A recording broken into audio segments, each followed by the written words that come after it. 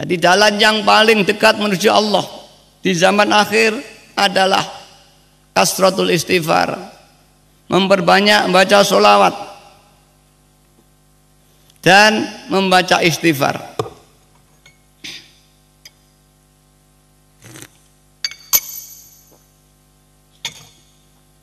Karena apa? Istighfar penghapus dosa. Hijab ada dua.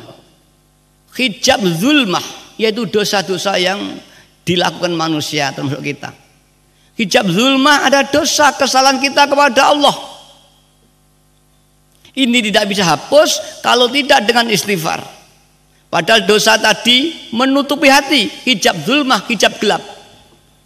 Barang siapa yang masih banyak dosanya kepada Allah, terutama dosa hati, jangan harapkan bisa sampai wusul kepada Allah SWT. Untuk itu kita dijajak istighfar, mohon ampun kepada Allah, diampuni dosa-dosa kita hingga hati kita menjadi bersih. Setelah kita mohon ampun kepada Allah, kita diajak membaca sholawat. Karena apa? Fabil jumlah fasolati ala Nabi sallallahu alaihi wasallam tusilu ilallah min ghairi syaikhin. Secara umum ittifaq bainal ulama tasawuf, selawat ini bisa digunakan untuk wusul makrifat kepada Allah tanpa adanya seorang guru yang kamil mukamil. Li'anha tu'radu wa yusallillahil musalli. Karena apa? Bacaan sholawatnya orang baca salat ini diaturkan kepada Rasulullah sallallahu alaihi wasallam. Setelah Rasulullah dilapori ada seorang yang baca sholawat kepadamu ya Rasul, Rasulullah menerima dan berdoa. Apa yang diinginkan umatnya tadi yang baca sholawat akan didoakan. Jika umatnya itu minta untuk disuwunkan wusul pada Allah, Rasulullah ajeng munajat yang Allah kepada Allah untuk memohonkan orang yang baca sholawat tadi hingga dibuka hatinya wusul kepada Allah. Tapi kalau hanya baca sholawat, misalkan mempengrat nariyah karena banyak utang, banyak masalah, ya hanya masalah itu aja yang dibuka. Kita baca sholawat karena ada kesusahan. Kita membaca sholawat nariyah 4444 atau kamilah orang Jawa Barat. Ini karena kesulitan ekonomi, ya Rasulullah hanya mendoakan bab ekonomi, tidak bab usul. Tapi kalau kita membaca sholawat, tujuannya untuk usul pada Allah, tentunya di samping itu kita mungkin ada kebutuhan-kebutuhan lain, maka Rasulullah sallallahu alaihi wasallam akan mendoakan kepada orang yang baca sholawat tadi kebutuhannya.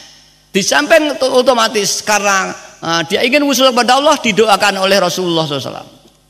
Ini bedanya. Bikhilafi minal bikhilafi minal abil jumlah